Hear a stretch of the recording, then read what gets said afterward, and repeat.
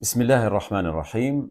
E filloj me emrin e Allahut të gjithë mëshirshmit, mëshirëplotit. E falenderojmë Allahun e gjithësisë, e përshëndesim e i qojmë shumë selame, shumë të falna Muhamedit a.s.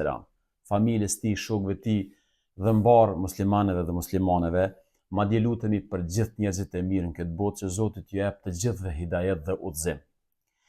Një filozofi që e kthen njeriu te vetvetja. Kur filozofi marokjan Taha Abdurrahman deshi ta përkufizonte njeriun bashkohor në librin e tij të njohur Shpirti i Fesë, ai nuk ju drejtua ose nuk ju referua vetëm për shkrimeve të zakonshme antropologjike apo le të themi edhe psikologjike, por ai në fakt dha një përkufizim jashtëzakonisht interesant dhe shumë të thellë për mendimin tim. Ai tha: njeriu është qenia që harron se harron. Pra, njeriu harron, por shpeshher ai vet harron që është qenie harrestare. Simbas Taha Abdurrahman, njeriu pra është krijesa e harresës së gjithanshme. Pra njeriu mund të harrojë në gjitha anët. E harron krijuesin, e harron furnizuesin e tij, e harron qëllimin e ekzistencës. Mund të harroj edhe arsyeën e krijimit, e harron familjen shpeshherë. I harron gjithë ata që i rrethojnë, madje që mund të ishte harresa më e rrezikshme, e harron se është vet i zhytur në harresë. Kjo harresë totale, simbas Taha Abdurrahman, është shkaku themelor i krizës së njeriut modern. Një njeri që vërtet zotroj mjetet e dijes. Pra, njeriu sot është duke i zotruar mjetet e dijes, por është duke hupur kuptimin e emanetit.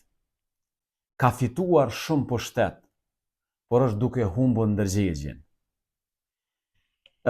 Ky filozof musliman niset nga një vizion që ai e quan filozofia e emanetit, sipas të cilës njeriu nuk është pronari i asaj që ka në dorë, por atij i është besuar ajo që ai ka në dorë. Pra, pasuria, pushteti, dija, trupi dhe gjithë jeta, të gjitha janë emanete, jo pronat e njeriut. Njeriu nuk është pronari, vetëm Zoti është pronari legjitim dhe absolut i çdo gjëje, i cili i ka huazuar njeriut gjitha këto të mira. Ju e dhënë njeriut hua, si që themi në gjuhën e thjeshtë. Njeriu i ka marrë hua nga Zoti i Madhreshëm. Dhe ky koncept qëndron në kundërshtim të plot me filozofinë materialiste që është sot, e cila ka vendosur njeriu në qendër të universit, duke i dhënë të drejtën të sillet me ekzistencën si pronar absolut.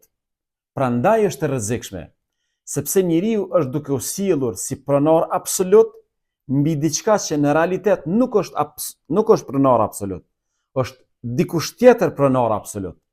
Pra, ai të ka dhënë ty diçka dhe ai është pronari, ndërkaq ti sillesh sikur të ishe pronari absolut i saj.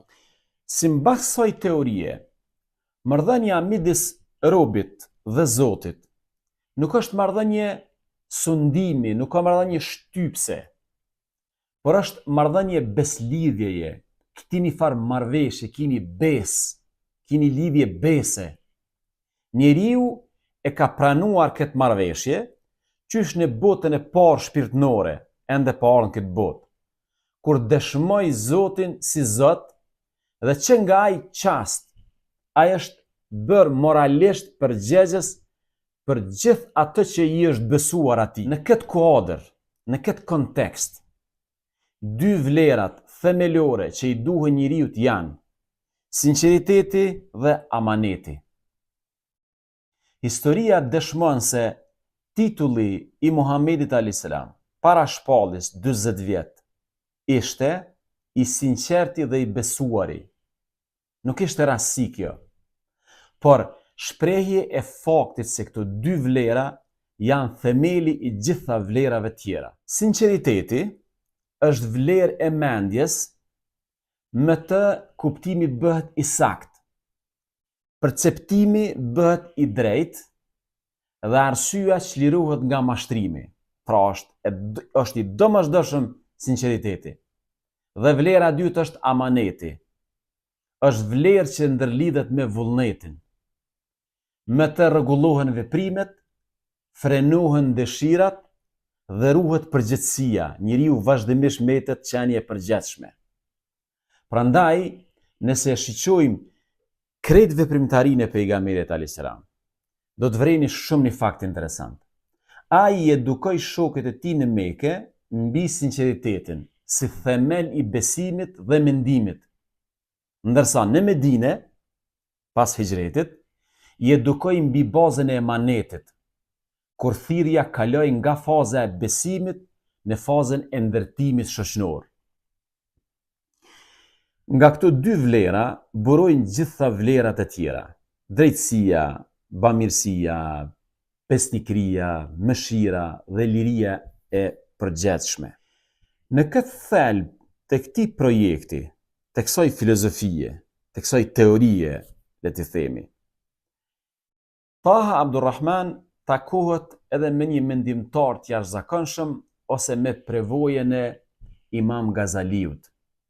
Të dy e kuptuan se arsyeja, sa do të jetë e lartë pra mendja, ajo mbetet e kufizuar nëse lihet e vetme, dhe se dia e vërtet nuk fitohet vetëm me argumentim, por hapet përmes vepruarit mirë.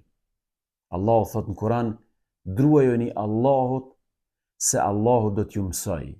Pra keni dro, keni frikë respekt për Zotin, Zoti do t'ju mësoj. Prej këtu vendoset një parim themelor i filozofisë islame.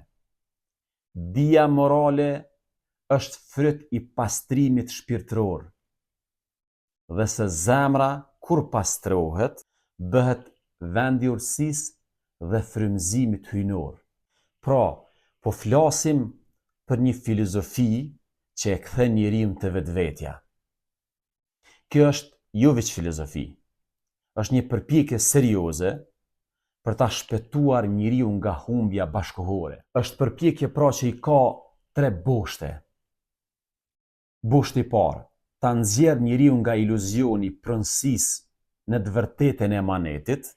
Njeriu nuk është pronar, është e ka pranuar në emanet krejt këto që ja ka dhënë Zoti, nga robëria e materjes në lirinë e beslidhjes, pra kemi beslidhje me Zotin, dhe treta, nga harresa e harresës në zgjimin e ndërgjegjes. Njeriu duke u marrë me çdo gjë e ka harru vetveten, dhe ka harru që e ka harru vetveten. Të trija këto boshte na i kujtojnë 3 realitete të rëndësishme. Të kujtojmë se na është besuar para se të mendojmë se jemi pronar. Të kujtojmë ose ta kujtojmë se jemi përgjegjës para se të kërkojmë të drejta. Ta kujtojmë se sinqeriteti dhe amaneti nuk janë thjesht virtyte të bukura, por janë themeli gjithë ekzistencës njerëzore. Në asnjë variant nuk guxojmë të hiqem dorë nga sinqeriteti dhe nga amaneti, përndryshe e humbim, thelbin e ekzistencës tonë në këtë botë. Faleminderit shumë që patë durim me ndëgju këtë teori ose këtë filozofi të Taha Abdurrahman. Allahu ju shpëbleft, mirupafshim.